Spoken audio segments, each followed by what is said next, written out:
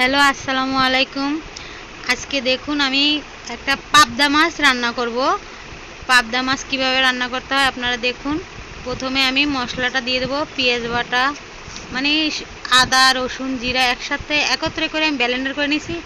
এখন হলুদ দেবো পরিমাণ মতন, এবার হালকা একটু মরিচের গুঁড়া দেবো তাও পরিমাণ মতন, তারপর লবণ পরিমাণ মতন দিয়ে আমি একটু নাড়াচাড়া করব।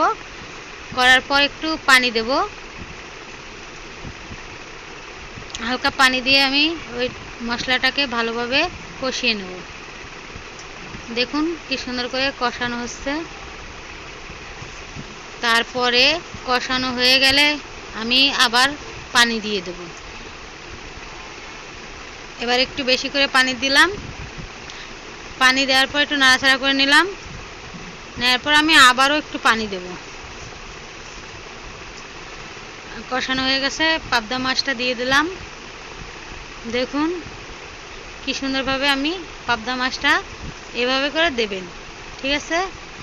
দেখুন এবার আমি পাবদা মাছটাকে মশলা দিয়ে এভাবে করে নেড়ে চেড়ে নেব।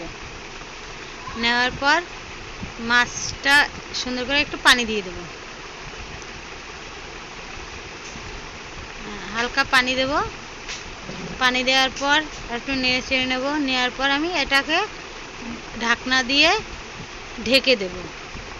এই ঢাকনা দিলাম। তারপরে এই দেখুন মাছটা প্রায় হয়েই গেছে। দেখুন আমি আর একটু রাখবো, রাখার পর আমি মাছটাকে তুলে নেব। এই যে মাছ কমপ্লিট, দেখছেন মাছটা কত সুন্দর দেখতে হয়েছে, কালারটা দেখুন।